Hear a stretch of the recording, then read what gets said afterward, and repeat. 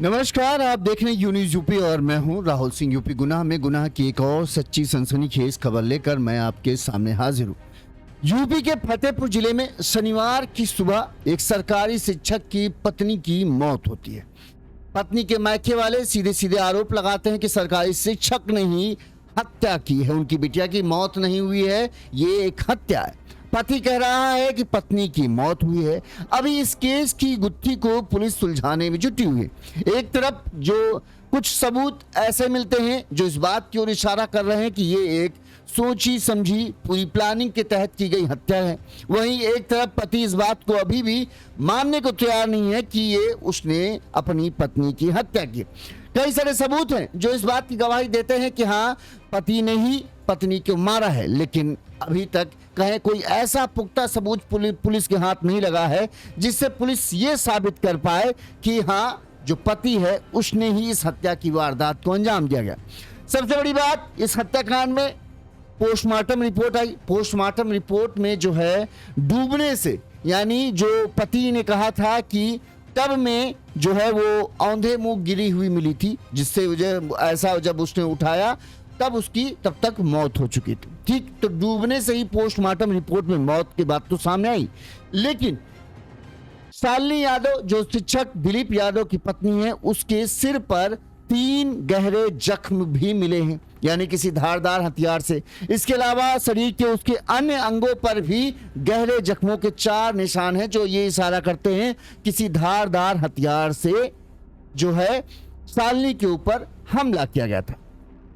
लेकिन जो घर में गड़ासा या जो कहे चाकू, मीट काटने वाला चाकू मिला, उस चाकू पर खून के निशान नहीं थे। घर को धोया गया था। अब ये तमाम सारी चीजें ऐसी हैं जो शक खड़ा करती हैं पति की तरफ, लेकिन अभी जब तक पुख्ता सबूत नहीं है तब तक ये कह नहीं सकते हैं कि आखिरकार हत्या की वजह क्या है।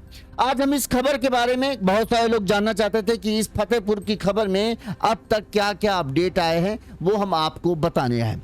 फतेहपुर की इस कहानी में हत्या से ज्यादा खौफनाक है हत्या के बाद गढ़ी गई 3 कहानियां। 3 बातें हैं जो अब तक इस पूरे हत्याकांड की वारदात में सामने आ रही। एक तरफ 9 साल की शादी, यानी शालिनी और दिलीप यादव की शादी को 9 साल हो चुके थे।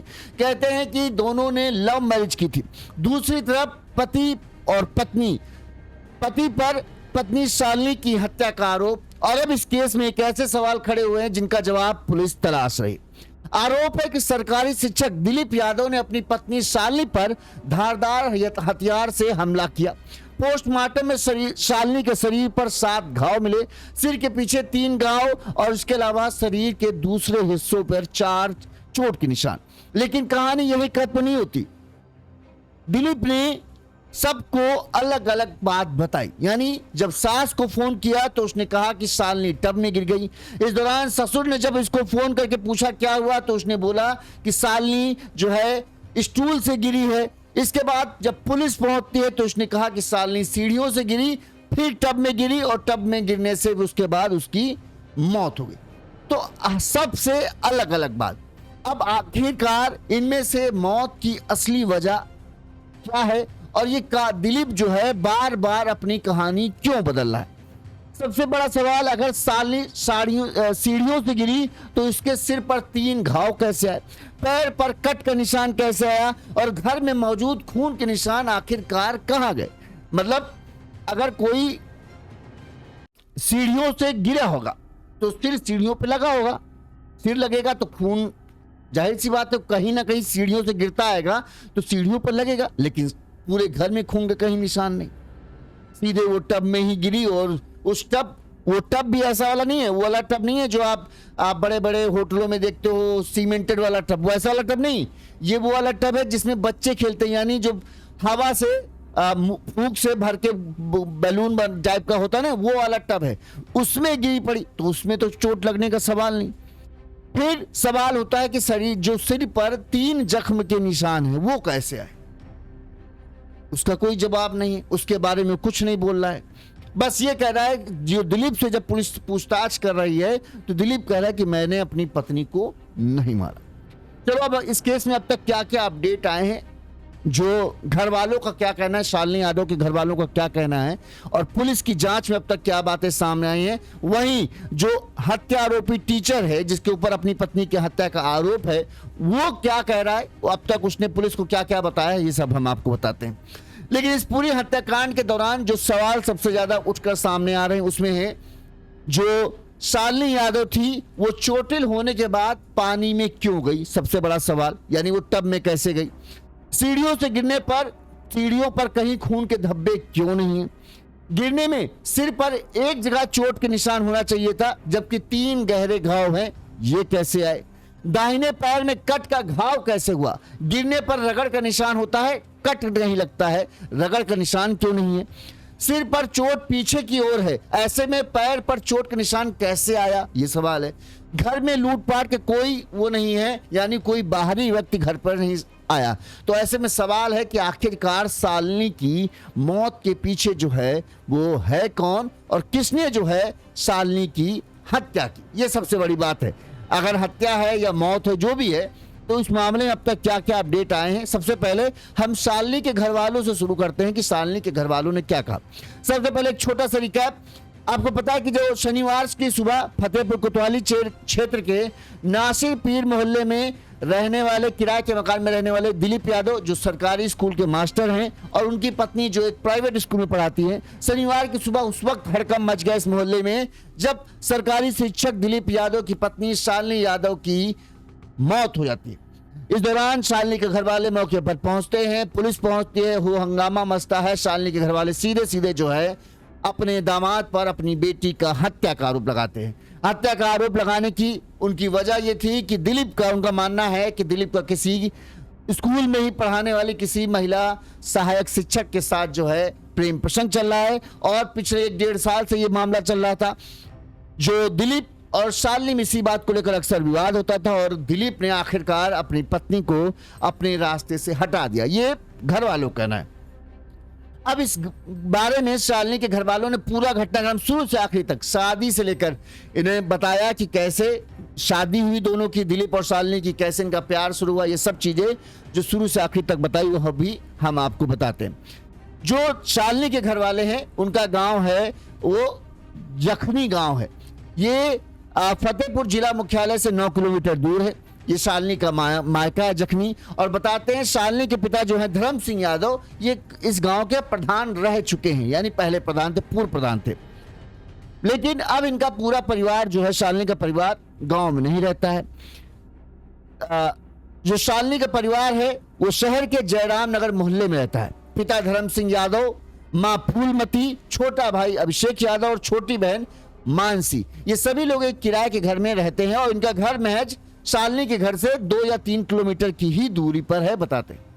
फूलमती, माँ फूलमती ने बताया कि दिलीप जो है शहर में रहकर पढ़ाई करता था, शालिनी भी उसी समय कॉलेज जाया करती थी। इन लोगों की आपस में बातचीत हुई, दोनों एक ही कॉलेज में पढ़ते थे, ये 9 साल पहले की बात है, ठीक है। और बताते हैं कि 4 साल तक दोनों के बीच में प्रेम प्रसंग चला, यानी 4 साल तक दोनों के बीच फोन पर बातचीत होना, मिलना जुलना, जब तक कॉलेज इन लोगों को चल रहा था तब तक इनका प्रेम प्रसंग खूब अपने चरम पर पहुंच चुका था और दोनों ने आखिर में फैसला ले लिया था कि दोनों एक दूसरे से ही शादी करेंगे।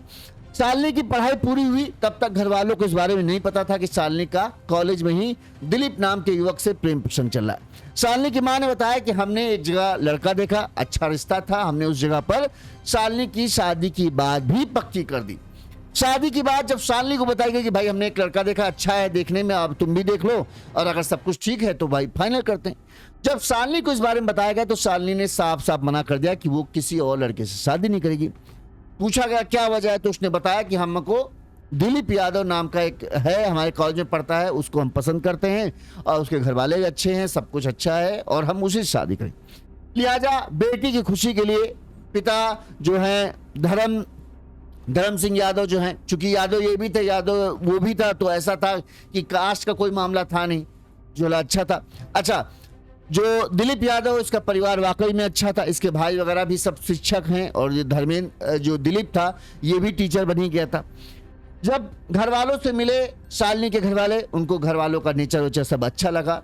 दोनों का बीच हुआ कि भाई चल ठीक है, दोनों बच्चों की खुशी है, लिहाजा दोनों बच्चों की खुशी के चलते 9 साल पहले यानी 3 दिसंबर 2017 को एक गेस्ट हाउस में शालिनी और दिलीप की धूमधाम से शादी हुई। सब लोग खुशी खुशी बिटिया और बेटे की खुशी के लिए राजी हो गए और शादी हो गई। इसके बाद शालिनी और दिलीप जो है नासिरपीर मोहल्ले में किराए के घर पर रहने लगे। 2 साल पहले इनका एक बेटा हुआ जिसका नाम रखा गया दर्शित। ठीक, 2 साल बाद नहीं, शादी के 2 साल बाद, अभी बेटा जो है वो 7 साल का है, शादी के 2 साल बाद इनका एक बेटा हुआ जिसका नाम रखा गया दर्शित। दिलीप बहुआ ब्लॉक के चक अली में सहायक अध्यापक है, यानी सरकारी शिक्षक है प्राथमिक विद्यालय में। और कुछ टाइम बाद शालिनी भी एक प्राइवेट स्कूल में पढ़ाने लगी। अब जाहिर सी बात है, दोनों जब पढ़ा रहे हैं तो बच्चे का ख्याल कौन रखेगा। जो फूलमती है उन्होंने बताया कि चूंकि हम लोग गांव में ही रहते थे तब जब शादी हुई थी, लेकिन इसके बाद जो है हम लोगों ने इनके घर से महज 2 किलोमीटर दूर ही अपना एक किराए पर घर ले लिया और पूरा परिवार हम लोग वहीं सेटल हो गए। जब ये दोनों पढ़ाने जाते थे तो जो नाती दर्शित था वो ज्यादातर हमारे पास ही रहता था और लगातार वही होता था, शालिनी हमारे पास बच्चे को छोड़ जाती थी और फिर चली जाती थी और जब लौटती थी तो बच्चे को लेकर अपने साथ चली जाती। इस दौरान इनका कहना है कि पिछले 1 साल से शालिनी काफी परेशान चल रही थी। वो दिलीप को बहुत पसंद करती थी। ये फूलमती कहना है कि दिलीप को एकदम मतलब दिलो जान से चाहती थी, इसलिए जब कभी भी घर आती तो खाना खाने के बाद तुरंत अपने घर चले जाती। मतलब उनका कहना है फूलमती के शादी के बाद शालिनी कभी मेरे घर पर रुकी नहीं, बस वो आती, खाना वाना जैसे हमने बनाया, थकी हारी होती तो खाना खाती थी और उसके बाद सीधे अपने घर, अपने पति के पास। और शादी के बाद से वो कभी एक दिन भी हमारे घर नहीं रुकी, क्योंकि उसको ये था कि दिलीप आएंगे, उनको खाना वाना तैयार करना है। तो वो उसने इतना प्यार करती थी कि उसने मायका तक समझ लीजिए अपना त्याग रखा था। लेकिन जब हम उससे पूछते कि उसके परेशानी की वजह क्या है तो वो कुछ नहीं बताती। अब जो फूलमती ने बताया, अब घटना वाले दिन आते हैं, यानी 7 अगस्त शुक्रवार की सुबह, माफ करना हमने शनिवार बोला था, शुक्रवार की सुबह की बात है। 7 अगस्त शुक्रवार की सुबह दामाद दिलीप ने, फूलमती ने कहा कि उनका सुबह 7 बजे करीब हमें फोन आया कि शालिनी टब में गिर गई है और उसको चोट आ गई है। शालिनी को लेकर जिला अस्पताल हम जा रहे हैं, लेकिन जब हम घर पहुंचे तो बेटी की लाश फर्श पर पड़ी थी और टब खाली था। और टब कौन सा था? टब वो वाला था हवा में फुलाने वाला टब, वैसा वाला टब नहीं जो बाथरूम वाला टब होता है। दिलीप जो है पास के कमरे में बैठा था। हमने बेटी के सर के पीछे हाथ रखा तो उससे खून निकल रहा था। इसके बाद जो है इस बात की सूचना दिलीप ने पुलिस को नहीं दी थी, हमने पुलिस को सूचना दी। तो दिलीप ने कहा कि सीढ़ी से वो गिर गई, लेकिन खून के छींटे कहीं नहीं दिखे। पूरे घर को पानी से साफ किया गया था, बेटी के कपड़े तक बदले गए थे। फूलमती ने बताया कि जब हमने घर की तलाशी ली तो बेटी के खून से सने कपड़े एक कोने में पड़े मिले। शालिनी की मां फूलमती ने आरोप लगाया कि उनके दामाद दिलीप ने मेरी बेटी की हत्या अपने 2 सगे भाई संदीप और भूपेंद्र के साथ मिलकर की है। दोनों भाई भी सरकारी शिक्षक, आपको ये भी बता दें, दिलीप भी सरकारी शिक्षक है, संदीप भी शिक्षक है और भूपेंद्र भी शिक्षक है। तो तीनों के ऊपर जो है फूलमती ने और उनके पति ने जो है धर्मेंद्र सिंह यादव ने जो है आरोप लगाया है कि उनकी बिटिया की हत्या में ये तीनों भाई शामिल हैं। फूलमती तक ने यह कहा कि हमने जो कपड़े अपनी बिटिया के बरामद किए थे, खून से सने हुए कपड़े, वो हमने पुलिस के हवाले किए।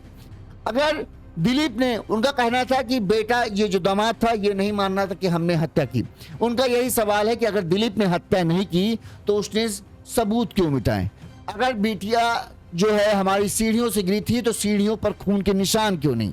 अगर हमारी बिटिया को चोट लगी तो उसके खून से सने हुए कपड़े उसने क्यों बदले और उन कपड़ों को क्यों उसने छिपाया? सबसे बड़ी बात यही है। इन तमाम सवालों का जवाब दिलीप नहीं देता है।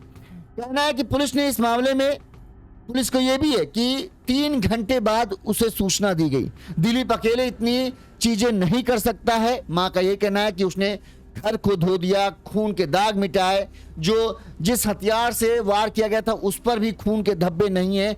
इतना सब करना दिलीप के अकेले के बस की बात नहीं है। ऐसे में उनको लगता है कि उसके भाइयों ने भी उसका साथ दिया है। इन लोगों ने, उनकी मांग है, फूलमती जी की मांग है कि इन लोगों ने जैसे मेरी बेटी को मारा है, तीनों को फांसी की सजा होनी चाहिए, तभी हमें इंसाफ मिलेगा। फूलमती जी ने किस तरह से जब ये पूरा कांड हुआ था वो पहुंची थी तो किस तरह से फूट फूट कर रो रही थी, आप ये देखिए। सबूत भी मिल गया है। किस वजह से, क्या कारण क्या है? पता, कुछ बात नहीं हुई, कुछ बताया नहीं, न बिटिया बताई न दामाद बताए। क्या पहले से भी कोई विवाद कुछ? अरे कुछ विवाद नहीं, आपस में तो कोई न कोई आपस में बात होती ही रहती है।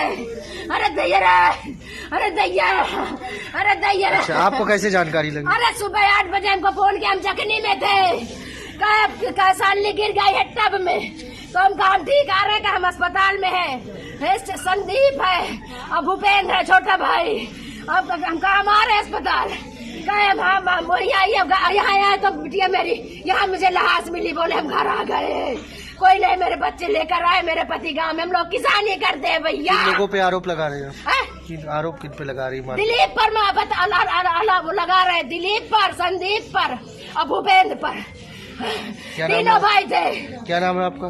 फूलमती माँ है आप? माँ है।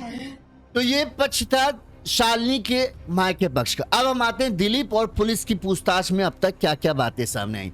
सबसे पहले दिलीप का ब्यौरा हम आपको बता दें दिलीप की ये पहली नौकरी नहीं है। इससे पहले दिलीप यादव जो है असोथर के आंदीपुर गांव में पोस्ट मास्टर था, यानी पोस्ट जो होती पोस्ट ऑफिस उसमें काम करता था। फिर उसे पिता की जगह मृतक आश्रित में नौकरी मिली थी, मतलब बाद में साल 2019 में वो सरकारी टीचर बन गया। छोटा भाई संदीप यादव असोथर के बीआरसी में तैनात है, वो भी टीचर है। और तीसरा भाई भूपेंद्र यादव कौशाम्बी जिले के सिराथू में टीचर है। ठीक, यानी तीनों भाई टीचर हैं। इस मामले में एसपी अभिमन्यु मांगलिक ने बताया कि दिलीप ने सुबह जिस रास्ते से जब इससे पूछताछ की गई तो इसने ये कहा था कि मैं रोज की तरह सुबह 5:30 बजे टहलने के निकलता था। सुबह 6:06 पर जब मैं 6:30 बजे करीब जब घर लौटा तब पत्नी शालिनी पानी से भरे टब में औंधे मुंह गिरी पड़ी थी। पुलिस ने इसके बाद जो है इसके बयान की वेरीफाई करना किया कि भाई अगर ये बोल रहा है कि हम 5:30 बजे घर से निकले टहलने के लिए और 6:30 बजे जो है घर वापस आए और जब आए तब पत्नी जो है टब में उसकी लाश पड़ी थी और जब उसको हम उठाने की कोशिश करने के लिए तब वो टब जो है वो फट गया क्योंकि वो बैलून वाला टब था। अब उतने ऐसे वाले टब में भला कैसे कोई डूब सकता है, ये बड़ी बात है। अब चलिए हम आगे बात करते हैं। पुलिस ने इसके इस बयान को सबसे पहले वेरीफाई करने की कोशिश की। पुलिस ने आसपास लगे घरों के सीसीटीवी चेक किए तो उस रास्ते पर वो मतलब जो पुलिस ने सीसीटीवी चेक किए तो उस रास्ते पर 2 सीसीटीवी कैमरे दिखते हैं। एक सीसीटीवी कैमरे में बताया जाता है कि उसका घर कवर नहीं हो रहा था, दूसरे सीसीटीवी कैमरा खराब था। लेकिन पुलिस को एक और सीसीटीवी मिला, लेकिन वो दूसरी गली का था और उस सीसीटीवी कैमरे में जो है दिलीप यादव पैदल नहीं बल्कि बाइक से जाता दिख रहा था। अब इससे पुलिस को यह हुआ कि इसका जो उसने बयान दिया ये टहलने गया और 6:30 बजे जो है घर लौटा, तब ये पैदल नहीं था, ये बाइक से था। वहीं पोस्टमार्टम रिपोर्ट को भी पुलिस को बड़ी बेसब्री से इंतजार था कि पोस्टमार्टम रिपोर्ट में क्या निकल के आता है। पोस्टमार्टम रिपोर्ट में शालिनी के शरीर पर 7 घाव मिले हैं, यानी 7 गहरे जख्म। इनमें सिर के पीछे और आसपास जो है यानी यहाँ पर 3 गहरे घाव हैं। इसके अलावा 4 शरीर के दूसरे हिस्सों पे घाव मिले, जिसमें पैर पर भी है और भी अन्य हिस्सों पर गहरे जख्म हैं, जो लग रहा है किसी धारदार हथियार से ही जख्म बने हैं। मौत की वजह जो पोस्टमार्टम रिपोर्ट में आई है वो पानी से डूबने से आई है। आशंका जताई जा रही है कि अभी पुलिस इस थ्योरी पे काम कर रही है कि पहले शालिनी पर धारदार हथियार से हमला किया गया, बाद में जब शालिनी एकदम बेसुध हो गई, खून बह गया, तब उसको उस पानी भरे टब में डाल दिया, डुबोया गया। शालिनी अपने आप को बचा नहीं पाई क्योंकि उसके शरीर में दम बचा नहीं था और फिर डूबने से जो है उसकी मौत वो दिख गई। प्रयास लगाए जा रहे पानी से भरे टब में शिक्षिका को डुबोने के दौरान खून निकला होगा। जाहिर सी बात है, सर में चोट है, पैर में चोट है तो खून निकला होगा और वो खून जो है उसी टब के पानी के अंदर हो गया होगा। बाद में खून से लाल हुए पानी को फेंक दिया गया, साफ कर दिया गया। उसको साफ करना आसान था। मौत के गिरने की घटना को दर्शाने के लिए कि जो घटना बताया ना इसने, जो दिलीप यादव ने कहा था कि सीढ़ियों से गिर गई, तो उस घटना को दर्शाने के लिए चूंकि कपड़े गीले दिखेंगे तो होगा कपड़े कैसे गीले हैं, ठीक, तो उस घटना को दिखाने के लिए उसके कपड़े भी चेंज किए गए। ये पुलिस मान रही है, ठीक, ये पुलिस की थ्योरी।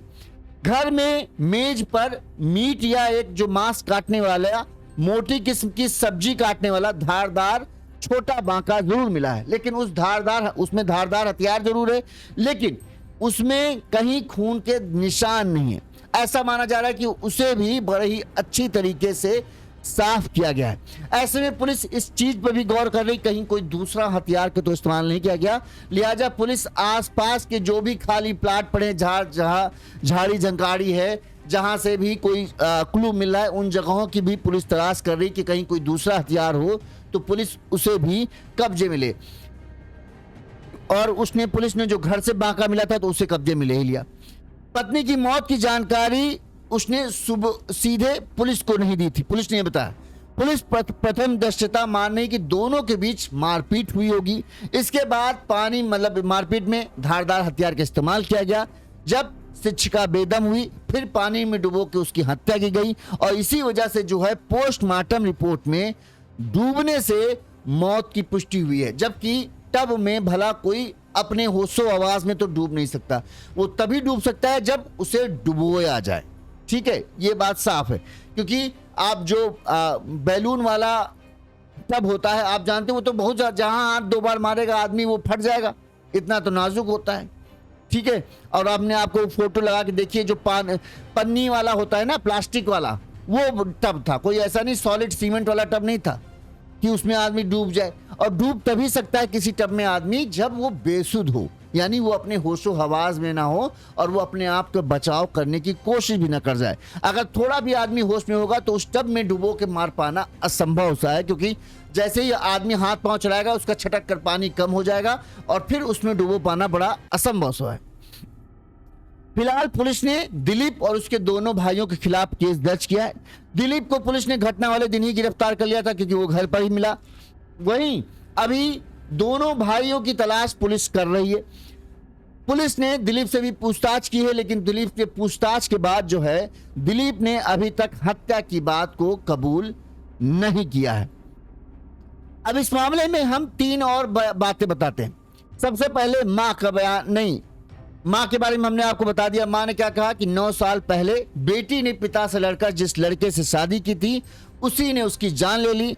हमने भी बेटी की खुशी के लिए हाँ कर दिया, क्या पता था कि वो हत्यारा निकलेगा। मेरी बेटी दीपक को बहुत प्यार करती थी। शादी के बाद वो एक दिन भी मेरे पास आकर नहीं रुकी। मेरी बेटी की मौत के बदले में तीनों हत्यारे भाइयों को फांसी की सजा होनी चाहिए। ये शालिनी के मां का बयान है। वहीं शालिनी के 7 साल के बेटे ने भी एक अहम बात बताई। अब ये क्योंकि जाहिर सी बात है, मायके पक्ष के बाद बेटा है, तो ये अब उसको पुख्ता पुलिस मानती कि नहीं मानती अलग बात है। शुक्रवार को जो है शालिनी के बेटे, जो दर्शित नाम है, उसने बताया कि शुक्रवार शाम पापा स्कूल से, हाँ ये दिन का कंफ्यूजन थोड़ा हो रहा है, शनिवार की सुबह शायद था, उसमें हम कंफ्यूज हो रहे हैं। तो उसने कहा कि शाम को पापा स्कूल से घर लौटे तो मम्मी किसी से फोन पर बात कर रही थी। पापा ने पूछा तो दोनों के बीच में झगड़ा होने लगा। इसके बाद पापा ने मुझे नानी के घर छोड़ा है। रास्ते में कहा कि चिंता मत करो, हम मम्मी को ठीक कर देंगे। इसके बाद अगले दिन जो है मम्मी को पापा ने मार डाला, यानी शनिवार की सुबह मार डाला। शुक्रवार के शाम को झगड़ा होता है और पापा को जो बेटा था, पिता ने उसे पहले ही, एक शाम पहले ही, हत्या के एक शाम पहले ही घर से अपनी नानी के घर में छोड़ दिया था। यानी जो बेटा था 7 साल का, अगर शायद वो घर पर होता तो उसे पूरी कहानी पता चल जाती कौन है। लिहाजा पिता ने पहले ही बेटे को अपने नानी के घर भेज दिया। बेटे से ये जरूर कहा कि हम तुम्हारी मम्मी को अब ठीक कर देंगे, और उसके अगले ही दिन मम्मी को हमेशा के लिए खामोश कर दिया जाता है। ये बात जो है 7 साल के बेटे दर्शित ने, जो पत्रकार वगैरह पहुंच रहे हैं तो उनको इसने ये बात बताई है। अब जो दिलीप से पूछताछ हुई है, उस पूछताछ में क्या क्या बातें सामने आई हैं उनको भी हम आपको बता देते हैं। पूछताछ के दौरान बड़े ही दिलीप पूरे विश्वास के साथ सारे जवाब दे रहा है। ठीक है, ऐसा लग रहा है कि वो जो बोल रहा है वही सच है, लेकिन कई ऐसे पेच हैं जो उसके बातों को नकार रहे हैं। पूछताछ में पुलिस कह रहे हैं, पूछताछ में दिलीप हर सवाल का सटीक जवाब दे रहा है। पूछताछ में दिलीप यादव ने पुलिस को बताया कि वो शनिवार की सुबह करीब 6:30 बजे घर पहुंचा था। 5:30 बजे वो रोज की तरह सुबह टहलने जाता था, और 6:30 बजे जब घर पहुंचा तो टब में औंधे मुंह उसकी पत्नी शालिनी पड़ी थी। पत्नी को बाहर निकालने लगा, और जिसकी वजह से जो है उसका टब जो है वो फट गया। इसके बाद कुछ रिश्तेदारों को बुलाकर उनके साथ पत्नी को जिला अस्पताल ले गया। इस पूरी प्रक्रिया में करीब 1 से 1.5 घंटे लगे। पुलिस को घटना की सूचना मायके पक्ष ने करीब 9:30 बजे दी। ऐसे में सवाल उठ रहा है कि घटना सुबह की थी तो दिलीप ने करीब 3 घंटे बाद पुलिस को सूचना क्यों दी।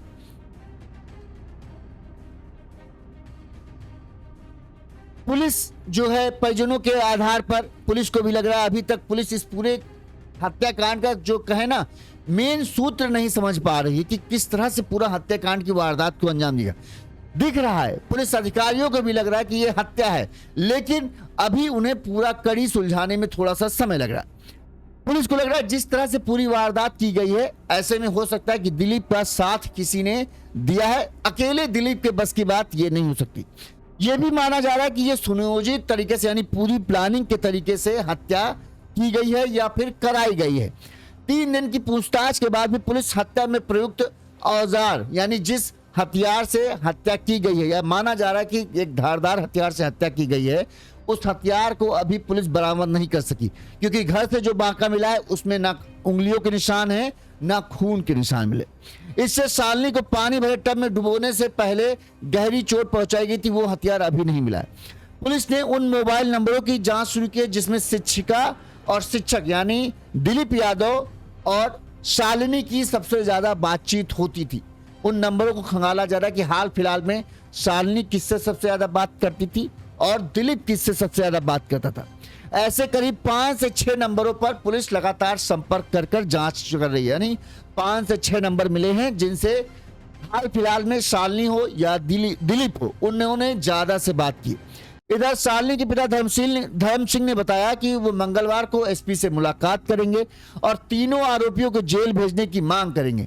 एसपी ज्ञान प्रकाश राय ने बताया कि फिलहाल पूरी तरह से दिलीप पर ही शक है, उसके खिलाफ सबूत अभी जुटाए जा रहे हैं। वहीं आस पड़ोस के लोगों का इस मामले में क्या कहना है वो भी हम आपको बता देते हैं। सबसे पहले पुलिस ने इस मामले में हत्याकांड के बारे में क्या कहा था वो भी सुना देते हैं। जब शुरुआती तौर पर जो पुलिस का बयान आया था वो क्या था वो सुनिए। 9:30 बजे कोतवाली पुलिस को सूचना मिली कि दिलीप यादव जो पेशे से अध्यापक थे सरकारी स्कूल में, इनकी पत्नी शालिनी थी, ये यहीं रहते थे, मुल्तई और सोदर के रहने वाले थे।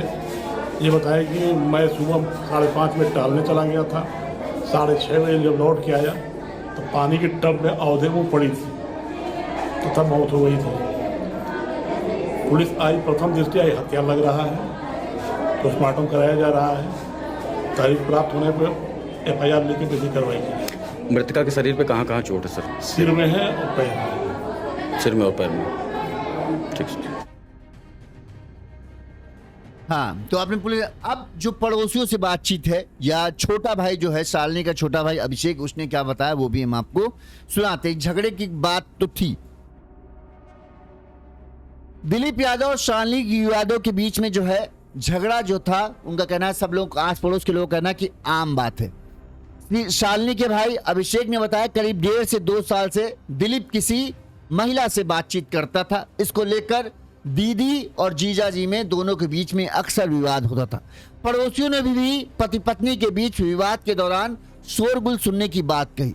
शालिनी के साथ के शिक्षक ने बताया, जो शालिनी जो प्राइवेट स्कूल में पढ़ाती थी वहां पर एक शिक्षक है, उन्होंने बताया कि कुछ दिनों से वो काफी परेशान रहती थी, उसकी स्कूटी खराब थी और वो पैदल स्कूल आती जाती थी। इस दौरान वो अक्सर काफी चिंतित लगती थी, लगता था जैसे किसी सोच में गुम है। शिक्षिका यानी शालिनी के परिचित लोगों ने बताया कि 2 साल से दिलीप का जो है प्रेम प्रसंग किसी शिक्षिका के साथ, यानी लोगों का जो कहना है, आस पड़ोस के लोग कहना है कि जो दिलीप का किसी शिक्षिका यानी किसी उसी स्कूल में शायद पढ़ाने वाली कोई महिला टीचर है जिसके साथ प्रेम प्रसंग चल रहा है। और इस प्रेम प्रसंग की भनक जब से जो है शालिनी को लगी थी तभी से दोनों के बीच में कहाँ 4 साल का प्यार था, अब दोनों के बीच में विवाद होने लगा था, बात बात पर टकरार होती थी और एक दूसरे को शक की नजर से देखते थे। अगर वो फोन पर बात करने लगे तो इसे शक होता था, अगर ये फोन पर बात करने लगे तो दिलीप भी शक करने लगता था। इन दोनों के बीच में अक्सर अनबन रहती थी। दिलीप 2 साल से शालिनी से तलाक के मांग कर रहा था। अब ये भी कह रहे हैं घर वालों का कि 2 साल से दिलीप जो है इस शादी को तोड़ना चाहता था, लेकिन शालिनी तलाक देने के लिए राजी नहीं थी। इधर कुछ समय से शालिनी अपने बेटे के साथ अलग भी रहने की सोच रही थी और वो नासिर पीर मोहल्ले में ही एक छोटा एक सस्ता किराए का घर भी तलाश रही थी। ये भी घर वालों के अनुसार बात सामने आई है, यानी तकरार तो थी। ठीक है, शालिनी भी इस बात को समझ रही थी कि विवाद मामला बढ़ता जा रहा है और ये गंभीर होता जा रहा है। इस वजह से हो सकता है कि शालिनी अब दिलीप के साथ तलाक नहीं देना चाहती थी, लेकिन हाँ उससे अलग रहने के बारे में विचार करी थी। वहीं दिलीप के बारे में कहा जा रहा है कि वो तलाक लेना चाह रहा था। अब इस घटना के बारे में अभी यही अपडेट आई। ठीक है, तमाम सवाल अभी भी बाकी हैं। पुलिस के प्राइम सस्पेक्ट में, यानी सबसे बड़ा जिसके ऊपर शक है वो है दिलीप, क्योंकि दिलीप घर पर मौजूद था। दिलीप ने जो कहानी बताई है वो कहानी किसी के गले नहीं उतर रही कि जब वो घर आया तो शालिनी जो है उस फुलाने वाले टब में औंधे मुंह पड़ी थी। ठीक, उसने जब शालिनी को उठाने की कोशिश किया तो पानी जो था उसके अंदर, भाई पुलिस ने पूछा कि तुम जब शालिनी को पड़ा देखा खून से, उसमें जाहिर सी बात है खून बह के पूरा टब लाल हो चुका होगा, तो तुमने उसको छुआ क्यों?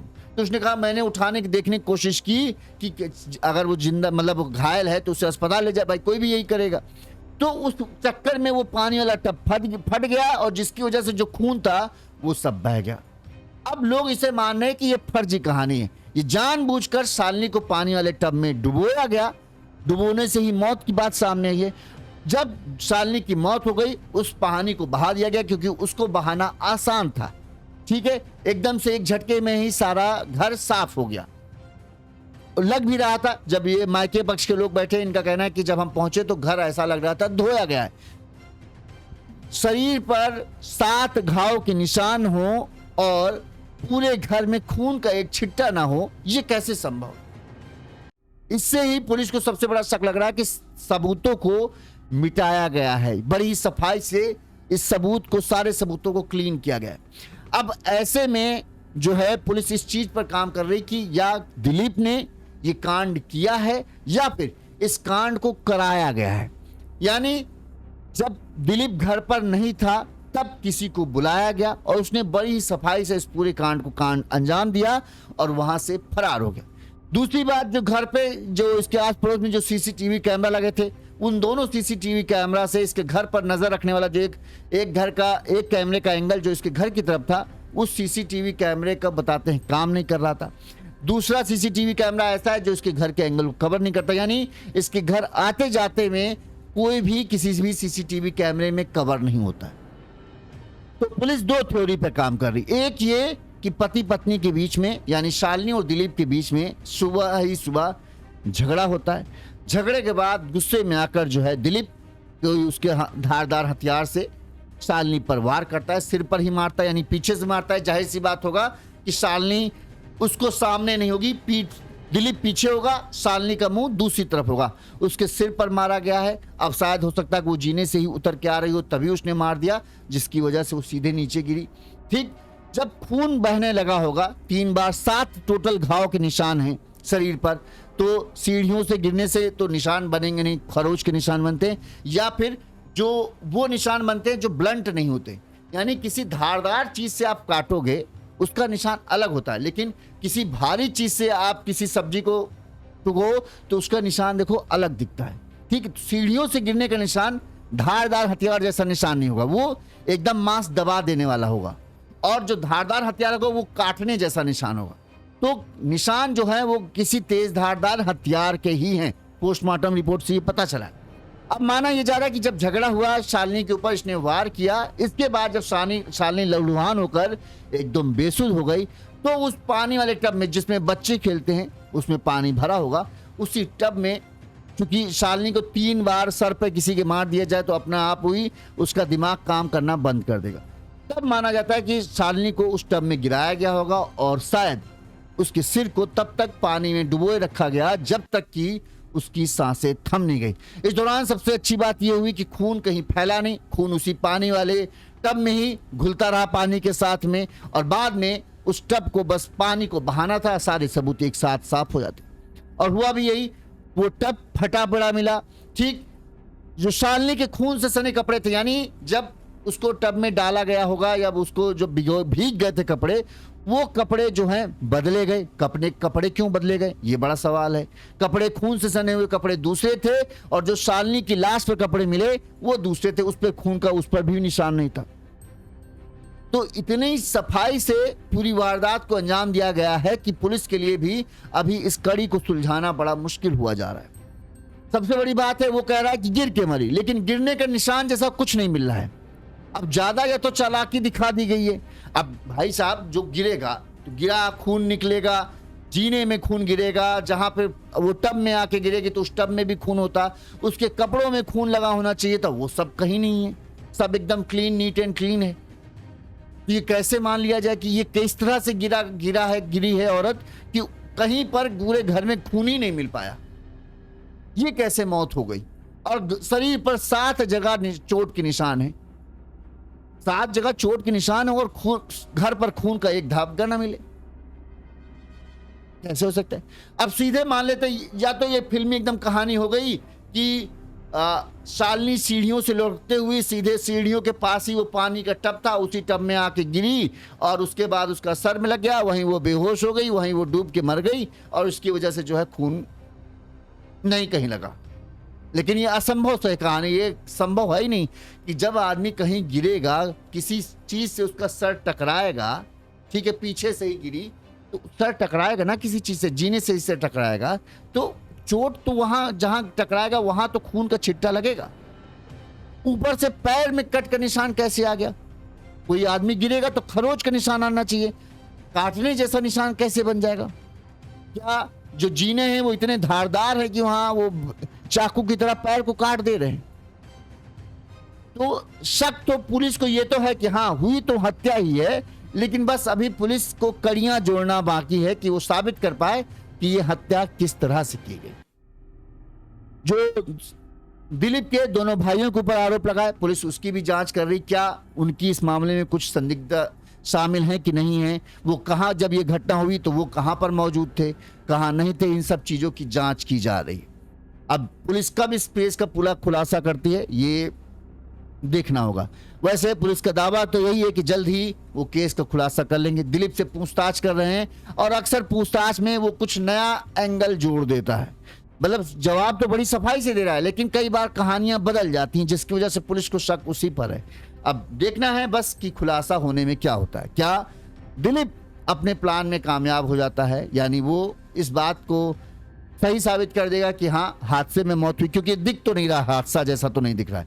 यह हादसा होता है, शालिनी गिरती है, फिर पानी में गिर जाती है और उसकी मौत हो जाती है।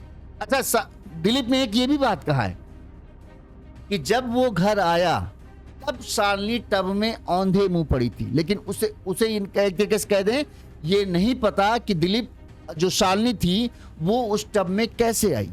यहां पर उसने एक ये खाली ब्लैंक छोड़ दिया, यानी वो एक तरीके से इस बात पर भी इशारा कर सकता है कि कोई और भी आकर जो है शालिनी की हत्या कर सकता है। उसने कहा कि 5:30 बजे मैं घर से निकल गया, 6:30 बजे मैं जब घर आया तो शालिनी औंधे मुंह यानी मुंह के बल जो है उस टब में पड़ी थी। अब वो गिर कर आई, कैसे आई हमें नहीं पता, ठीक, यानी यहां पर एक ब्लैंक हो जाता है कि इस 1 घंटे के बीच में ही शालिनी की मौत हुई। क्या गिर कर हुई तो वो तो नहीं लग रहा है क्योंकि खून का निशान नहीं, तो फिर क्या किसी और ने इस पूरी वारदात को अंजाम दिया? ये बड़ी बात है, कहीं कोई और तो इस पूरे मामले में शामिल नहीं है। यानी अगर दिलीप ने किया है तो यानी दिलीप ने किसी और को इस हत्याकांड का पूरा मामला सेट किया गया था। पुलिस को तो यही लग रहा है कि ये पूरा प्लान एकदम पूरा प्लान्ड मर्डर है, यानी सोचा गया है, समझा गया है, इसकी प्लानिंग की गई है कि कैसे क्या करना है, उसके बाद जो है हत्या की वारदात को अंजाम दिया गया है। अब किसने किया है, ये दिलीप के इशारे पर हुआ है या फिर कोई और शख्स इसमें शामिल है, ये अभी पुलिस को तलाशना बाकी है। अच्छा, दिलीप का एक बयान जो था कि वो टहलने गया था और वापस आया है, तो वो बयान तो उसका पुलिस का झूठा नहीं मिला। एक सीसीटीवी कैमरे में जिस रूट से वो टहलने जाने की बात उसने बताया उस रूट पर वो नहीं दिखा, बल्कि दूसरी गली में वो बाइक से जाता हुए दिखता है, वो भी 6 बजे के आसपास। तो उसका इस बयान के बारे में अभी पुलिस उससे पूछताछ कर रही। तो ये बड़ा पेचीदा केस है, क्या दिलीप ने किया, दिलीप ने करवाया या फिर कोई और ही इस पूरे हत्याकांड में है जो अभी तक छिपा हुआ है। शालिनी के फोन की डिटेल निकाली गई है, दिलीप के फोन की डिटेल निकाली गई है। दोनों की डिटेल में यह देखा जा रहा है कि दोनों ने किससे किससे बातचीत की। क्या कोई शालिनी का भी करीबी निकलकर सामने आएगा जिससे शालिनी ने हाल फिलहाल में बहुत ज़्यादा बातचीत हुई हो, तो उससे ये पूछा जाएगा कि आखिरकार तुमसे इतनी ज़्यादा बातचीत क्यों हो रही थी। वहीं दिलीप का भी नंबर की डिटेल निकाली जा रही है कि दिलीप ने किससे सबसे ज़्यादा बातचीत की है, और उन शख्स से पूछताछ शुरू कर दी गई है जिनसे दिलीप ने सबसे ज़्यादा हाल फिलहाल में बातचीत की हो, घंटों घंटों की बातचीत हुई हो। तो उनसे भी क्या कुछ सबूत मिलते हैं, ये भी बात है, या उनमें से कोई ऐसा शख्स मिलता है जो इस हत्याकांड में कोई अहम टर्निंग पॉइंट साबित कर सकता है। तो जो अपडेट आप लोग चाहते थे कि इस केस की अपडेट दी जाए, वो अपडेट आ चुकी है। वही अपडेट ये थी अब तक कि शक के घेरे में सबसे बड़ा जो है वो पति दिलीप है। उसके भाइयों पर भी पुलिस को शक है, जांच जारी है, लेकिन अभी पुलिस भी ये दावा नहीं कर रही है कि हाँ दिलीप ने ही मारा है। पुलिस मान जरूर रही है कि दिलीप ने ही किया है, लेकिन पक्का जब तक उसके पास सबूत नहीं होता तब तक ये नहीं कर सकते। पुलिस कह रही जांच जारी है, जल्द ही खुलासा कर दें। शालिनी के घर वालों को यही लगता है कि दिलीप ने ही किया है, क्योंकि सारे सबूत जो हैं उसके खिलाफ हैं। घर पर खून नहीं था, कपड़े उसके बदले गए, क्यों बदले गए, इस तरह तमाम तरह के सवाल जो हैं घर वाले उठा रहे हैं और कह रहे हैं कि ये सबूत जो है ये चीख चीख कर गवाही दे रहे हैं कि दिलीप ने ही अपने भाइयों के साथ मिलकर हमारी बिटिया की हत्या की। आपको क्या लगता है, क्या दिलीप ने हत्या की है या दिलीप ने हत्या करवाई है, या इसके पीछे कोई तीसरा शख्स है जो अभी तक पर्दे में छिपा बैठा है? कमेंट करके जरूर बताइए। इसी तरह से गुनाह की तमाम बड़ी खबरें आप तक पहुंचाते रहेंगे। देखते रहिए यून्यूज़ यूपी। नमस्कार।